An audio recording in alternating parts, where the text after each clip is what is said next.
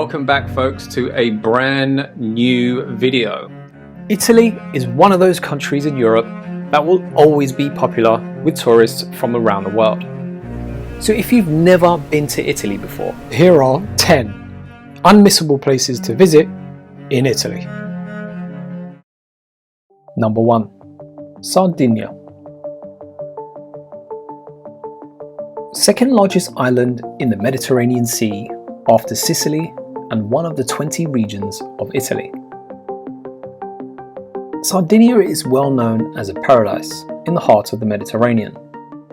Obviously, its sunny coasts and its white and sandy beaches are the main tourist attractions.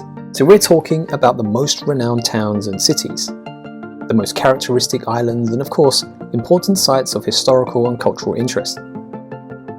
For example, on the northeast coast, Costa Smeralda is known for its crowds of billionaire jet-setters and Russian oligarchs. But the mountainous mainland disguises many pretty villages. And also worth checking out is Cagliari, capital city of Sardinia, known for its hilltop castello and the medieval walled quarter that's situated high above the rest of the town. It's definitely worth a look.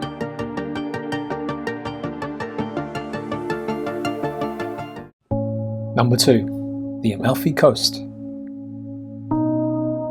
The Amalfi Coast is a 50-kilometre stretch of coastline along the southern edge of Italy's Sorrentine Peninsula in the Campania region.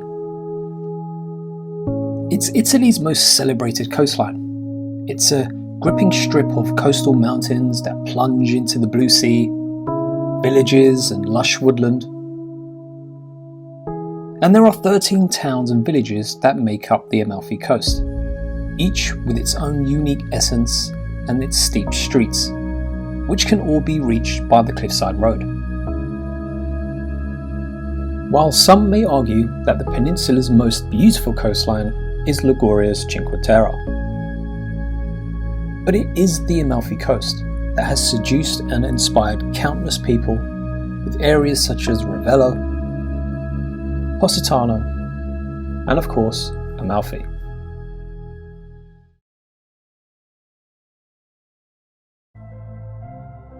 The romantic city of Venice is located in the Veneto region of Italy. This ancient and historically important city was originally built on 100 small islands in the Adriatic Sea. So instead of roads, Venice relies heavily on a series of waterways and canals. It's easily one of the most famous cities in the world, once-in-a-lifetime city. The beautiful central square in Venice called the Piazza San Marco has tons and tons of attractions right in front of you.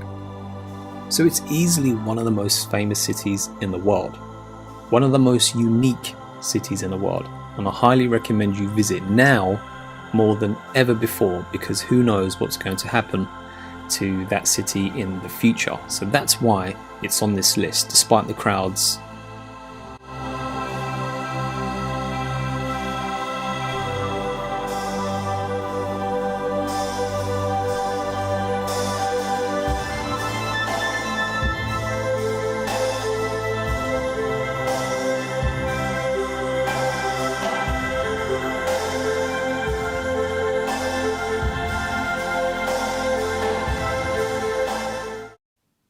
Number 4. Dolomites.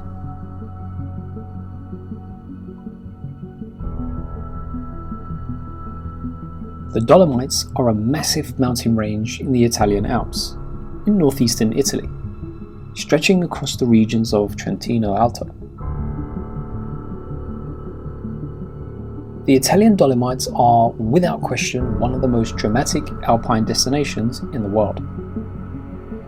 So whether you're out driving, cycling, skiing, or hiking, you'll be captivated by the sheer cliffs, vertical walls, craggy pinnacles, even the karst plateaus, and of course, the idyllic valleys. And down below, the alpine pastures that define the unique landscapes of the Dolomites.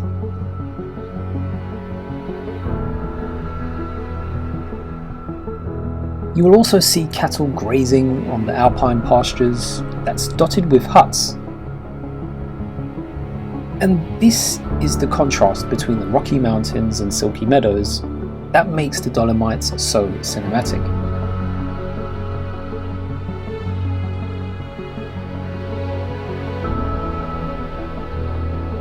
So it's the perfect location, whether it's the summer or the winter.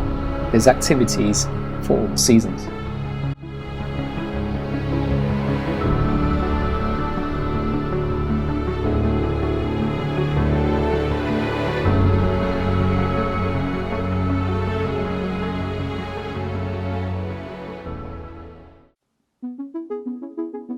Naples. One of the busiest cities in the country. Naples is the capital of the Campania region in southern Italy. And as its nearby famous sites like the Bay of Naples and Pompeii, Naples presents an ideal base to stay while exploring the area. It features one of the world's largest historic city centres, and one of the highest concentrations of historical monuments, different Baroque churches and Roman ruins, which is basically offering an endless feast for anyone who enjoys history. You can savour the flavour and dive into the city's rough and tumble markets. Naples is definitely one of those cities that you need to visit just to stand and enjoy the atmosphere.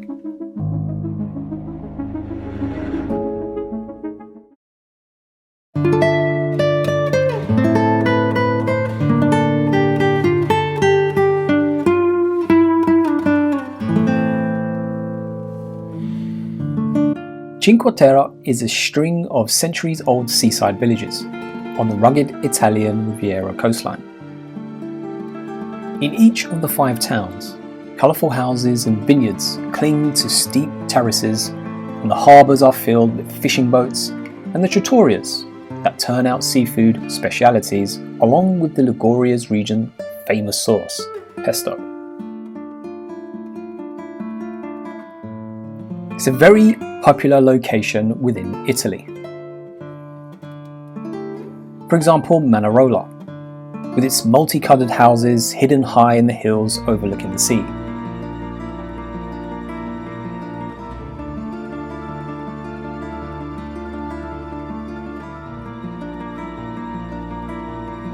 It's easily one of the most charming villages of the Cinque Terre. Now ideally, you'd want to spend 3 or 4 days visiting the Cinque Terre to give you time to explore each village. You can do a couple of half-day walks and a boat trip along the coast.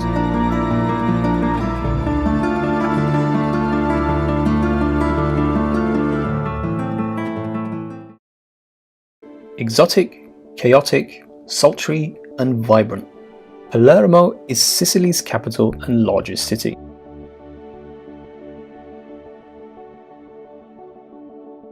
It's Sicily's largest city and a very complex metropolis. And add to that, you have Italy's biggest opera house and an ever-growing number of vibrant eateries and bars. But don't forget the Cathedral of Palermo, one of the most architectural monuments in Sicily. A reconverted Christian church on the site of a Muslim mosque that was previously built over a Christian basilica. Something that you cannot miss. Capri.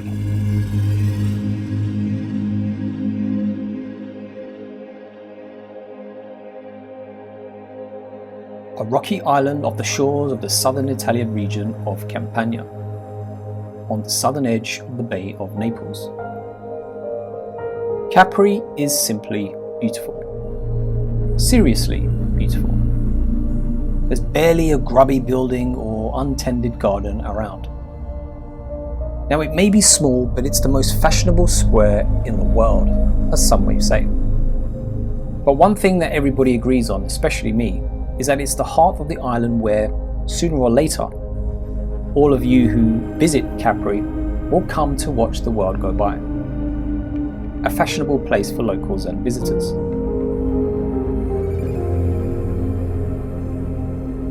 and no doubt the Blue Grotto is the greatest tourist attraction on the Isle. It's a natural sea cave, 60 meters long and 25 meters wide. Now, if you do go on this excursion, you will board small rowboats which transport, let's say, a maximum of 4 passengers. It's a really cool experience that you will remember. And it's roughly around 15 to 20 euros from the last time I checked.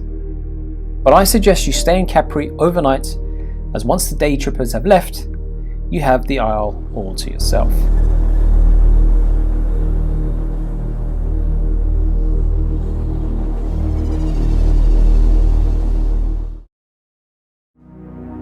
Number 9. Tuscany. Gorgeous hill towns, idyllic countryside, and some of the world's finest collections of Renaissance and medieval art. A visit to my favourite region of Tuscany offers no end of riches. The picture postcard images of the medieval towns that set off in the peak and the rolling terraces of vines and cypress trees in the valleys is exactly what you expect to see in Tuscany today. For example, Florence is an unrivaled gathering of churches, galleries, and museums. I suggest you visit, but for me it's just too busy.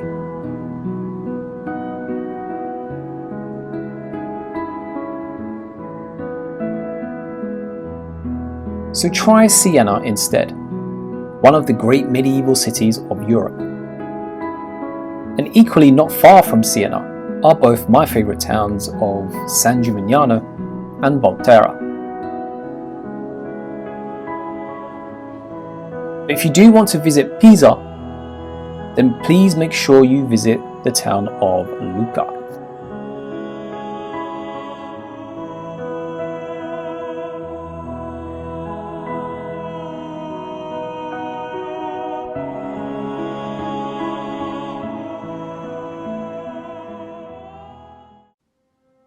Number 10.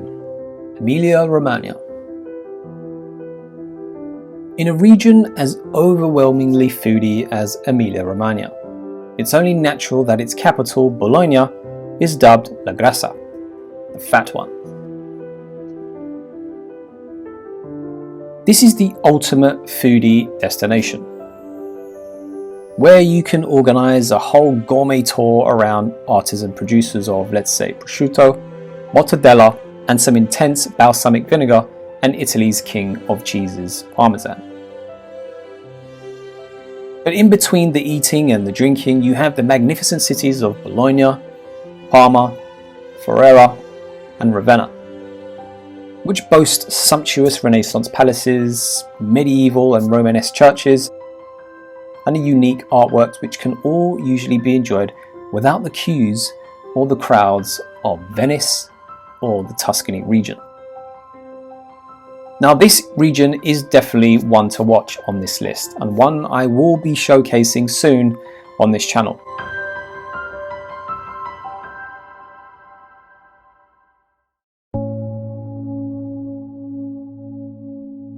My heart is gold and my hands are cold.